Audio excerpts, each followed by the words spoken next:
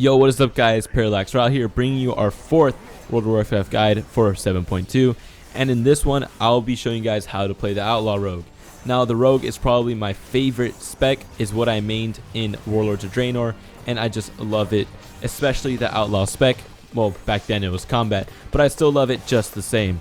Anyways, this spec does okay single target. It's not the best. You'll probably get better single target damage out of Assassination, but the AoE on this spec is absolutely ridiculous thanks to its ability Blade Flurry, and the whole mechanic of Roll the Bones is a really fun and unique idea that I think is a lot of fun to use. Now let's get on to the video.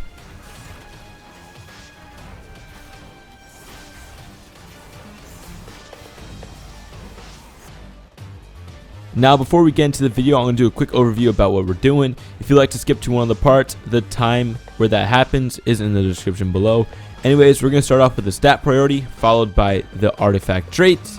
Then we're going to go off to talents. Finally, we're going to end it with rotation and cooldown usage. Anyways, let's get on to the video. Now the stat priority for the Outlaw Rogue is number 1 agility, followed by versatility, critical strike, mastery, then haste. Versatility is really important for the Outlaw Rogue as it just gives you a flat increase in damage, and critical strike is also very important as your finishing moves will now hit a lot harder than it would normally. Mastery and haste aren't as important as they used to be, but they are still pretty helpful. Now this is the optimal path you guys are going to want to take with your artifact.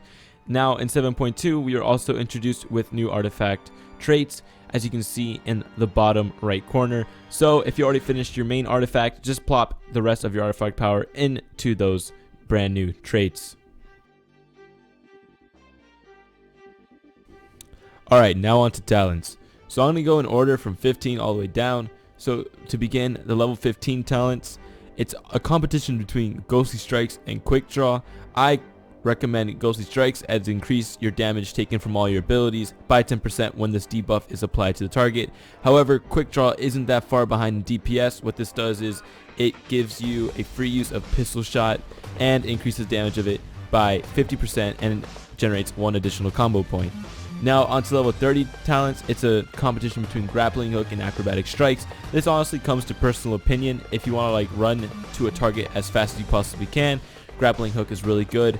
But if the target is moving slowly and you're having trouble keeping up, I'll even say slowly, is moving pretty fast, you're having trouble keeping up, this allows you to increase the range of your attacks by 3 yards, so you'll have a little more room to hit the target at. Now for level 45, Anticipation and Vigor aren't that great. It's only Deeper Stratagem that's like currently the best in this tier, level 45 tier, and it allows you to have a maximum of 6 combo points, so all your finishing moves will do increased damage by 5%, and your Roll the Bones would last a lot longer. So if you get a good roll, you don't have to roll for a long time. It's about 45 seconds if I am correct. I can check really quick. It's 42 seconds. I was close. Anyways, for level 60, it's a competition between Elusiveness and Cheat Death. I choose Cheat Death as things that will be fatal can not be fatal anymore, to the point where if you take a hit that's supposed to kill you, you won't die, and you have a chance for your healer to come and heal you up. So it's basically like a second life. Now elusiveness is pretty good, so let's just say you're doing a fight where there's a big AoE attack coming in, you just pop your feint and you take reduced damage from that. Now on to level 75, it's between Prey on the Weak and Dirty Tricks.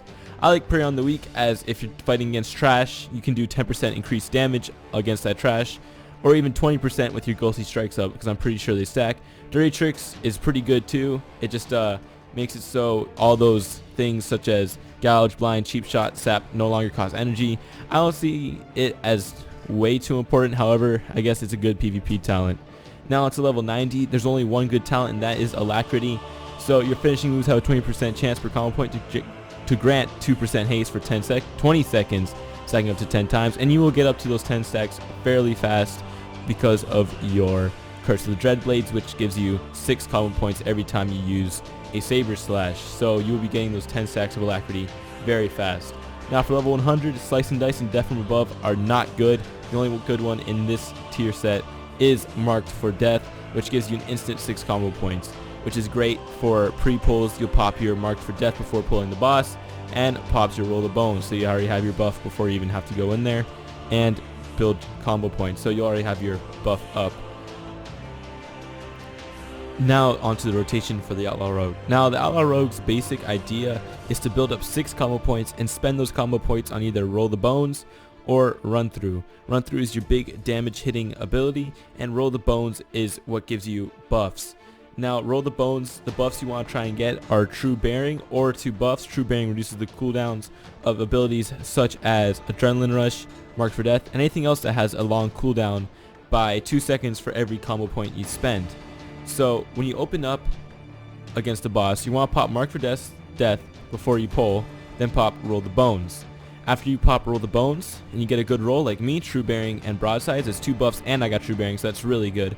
I'm going to pop my Ghostly Strikes into Adrenaline Rush, into Curse of the Dreadblades, into a Saber Slash, and into Run Through. Now I got a proc of Opportunity, so I'm going to use that, and I just got 6 combo points because of my Curse of the Dreadblades, and I'll keep spending like that.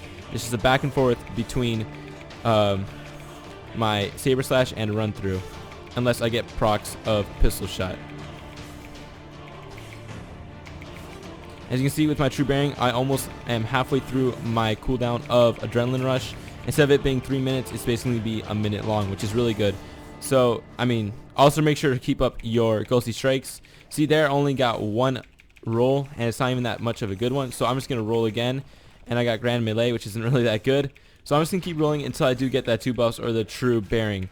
So right there, I got 2 buffs, so I'm going to keep with that. Make sure to keep up my Ghostly Strikes, and to use Run Through with my 6 combo points. Now I know it looks like I'm not doing that much damage. It's because I'm doing this slow so you guys can see it, but in full speed you'll be doing a lot of damage. Look, my Mark for Death is already off cooldown, and I use that to get my 6 combo points right away, and keeping up my Ghostly Strikes if you're running that talent. It's a very simple rotation. Now in terms of AoE, the only difference between the AoE and single target rotation is actually nothing. The only difference is you're going to pop your Blade Flurry, and now you'll be hitting more targets around you, as you can see. And see, my buffs are almost down, so I will pop Roll the Bones. I only got 1 right there, which is alright. I'll just roll again, and we got 1 roll. So you get that basic idea of the spec. Build up 6 combo points to spend on Run Through or on Roll the Bones, and when you do pop Roll the Bones, try to either get 2 rolls or True Bearing to reduce the cooldowns of Adrenaline Rush and Marked for Death primarily, as they are your biggest damage dealing cooldowns. So that's basically the rotation.